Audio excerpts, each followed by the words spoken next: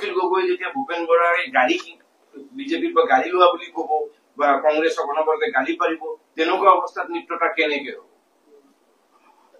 মই এটাই বুজি পাওঁ যে আজিৰ দিনটোত অসমৰ সকলো ঠাইৰ মানুহে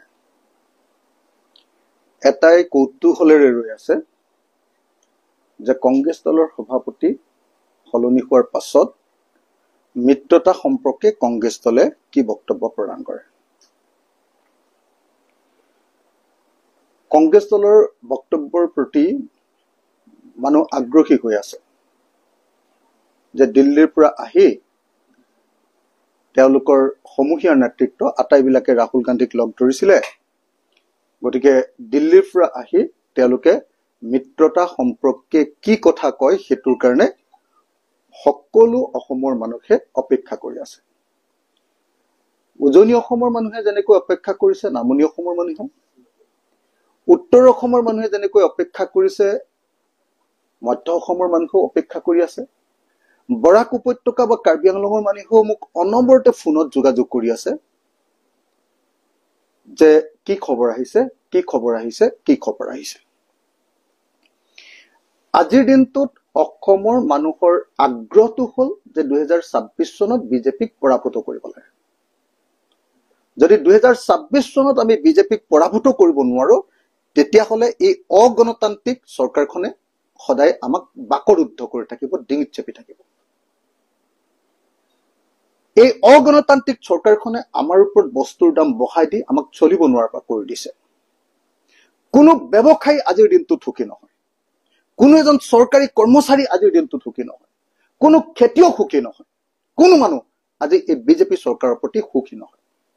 গতিকে সকলোৱে আশা কৰি ৰৈ আছে যে কংগ্ৰেছ দলে এটা ইতিবাচক কথা কব।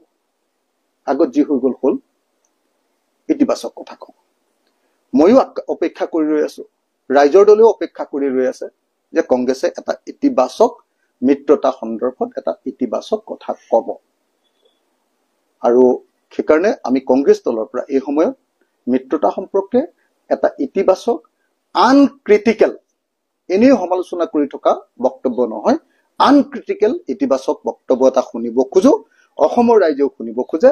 আমি সকলো অপেক্ষাৰত যে কংগ্ৰেছৰ গোটেই নেতৃত্বক, প্ৰদেশ কংগ্ৰেছৰ গোটেই নেতৃত্বক ৰাহুল গান্ধীয়ে মাতি নিয়াৰ পাছত, AICCৰ লগত সভা হোৱাৰ পাছত এতিয়া তেখেতসকলে যিটো কথা কব, সেইটোৱে কংগ্ৰেছ দলৰ আচল স্থিতি বুলি আমি ধৰি লওঁ। সেইকাৰণে মই কোনো ব্যক্তিগত, কোনো বিশেষ ব্যক্তিৰ কোনো বক্তব্যৰ প্ৰতিক্ৰিয়া প্ৰকাশ নকৰো। মানে মই প্ৰতিক্ৰিয়া প্ৰকাশ নকৰো। মই কেৱল এটাই কথা কম যে মানুহে অপেক্ষা কৰি আছে। কংগ্ৰেছে এবাৰ ডেফিনেটলি এটা কি বুলি কয় সেইটোক, অগ্নি পৰীক্ষা, ডেফিনেটলি এটা অগ্নি পৰীক্ষাৰ সন্মুখীন হ'ব লাগিব। জেনুইনলি কংগ্ৰেছে মিত্ৰতা বিচাৰে নে নিবিচাৰে। এতিয়া আমি চবে চুপে চাপে বহি আছো, চবে কোনেও কাকো গালি পৰা নাই, কোনেও সমালোচনা কৰা নাই, কেৱল অপেক্ষা কৰি আছো। আৰু আমাৰ ভালোবাসা ইতিমধ্যে পঠিয়াই দিছো। আমাৰ ভালপোৱাবিলাক গৌৰৱ গগৈৰ প্ৰতি, নতুন নেতৃত্বৰ প্ৰতি আমি ৰাজহুৱাকে সকলোৱে আদৰণি জনাইছো। গতিকে এতিয়া আমি অপেক্ষাৰত যে কংগ্ৰেছ দলে নিশ্চয় 2026 চনত বিজেপিক হৰুৱাবৰ কাৰণে অৱস্থান ল'ব। আৰু 2026 চনত যদি বিজেপিক হৰুৱাব লাগে, তেতিয়াহলে মিত্ৰজোঁট হ'ব লাগিব, এলায়েন্স হ'ব লাগিব। আৰু যদি কোনোবাই মিত্ৰজোঁটৰ বিপক্ষে কথা কয়, ক্ৰিটিকেল বক্তব্য প্ৰকাশ কৰে, বেকাবেকিকৈ মিত্ৰতাৰ বিৰুদ্ধে অৱস্থান গ্ৰহণ কৰে, তেতিয়াহলে মানুহে তেওঁলোকক চিনি ল'ব। এইটোৱে আমাৰ অৱস্থান। আজিৰ দিনটোত ৰাইজৰ দলে কেৱল আৰু কেৱল মিত্ৰতাৰ পক্ষত কথা শুনিবলৈহে ৰৈ আছে। মিত্ৰতাৰ বিপক্ষে কাজিয়া লগোৱাৰ কোনো কথা শুনিবলৈ আমি ৰৈ থকা নাই।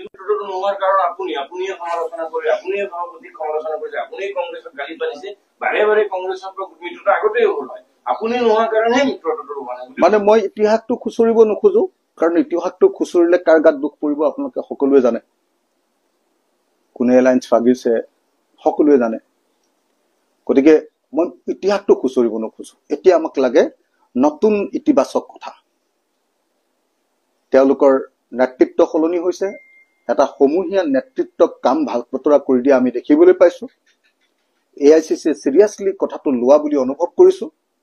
গতিকে এতিয়া আমি অপেক্ষাৰত যে মিত্ৰতা সম্পৰ্কে আমাক সুস্থ কথা, ভাল কথা ইতিবাচক কথা লাগে এতিয়া যদি কোনোবাই বেকাবেকি কথা কয় তেতিয়াহ'লে আমি সন্দেহ কৰিবলৈ বাধ্য হ'ম কংগ্ৰেছ নিজে এটা দল ৭৫ বছৰ শাসনত আছিল গতিকে ক'ৰবাত মিত্ৰতা নোহোৱাকেও কংগ্ৰেছে চৰকাৰ গঠন কৰাৰ সম্ভাৱনা এটা নাই জানো দক্ষিণ কংগ্ৰেছে মানে মই মানে কংগ্ৰেছ সম্পৰ্কে আজিৰ দিনটোত বেলেগ ক্ৰিটিকেল কথা ক'ব খোজা নাই হা এইটো আমাৰ দলৰ এটা নীতিগত স্থিতি অসমৰ মানুহে আমি যেতিয়া কংগ্ৰেছ দলে অলপ তেতিয়া খেলি মেলি কৰি আছিলে তেতিয়া আমি কৈছিলো কিবা কিবি কথা ক্ৰিটিকেল কথা কৈছিলো সমালোচনাত্মক বক্তব্য দাঙি লৈছিলো যেতিয়া তেওঁলোকে উল্টা পুল্টা কথা কৈ আছিলে কিন্তু এতিয়া সমূহীয়া নেতৃত্ব এটাক এআইচিচিয়ে দায়িত্ব দি পঠিয়াইছে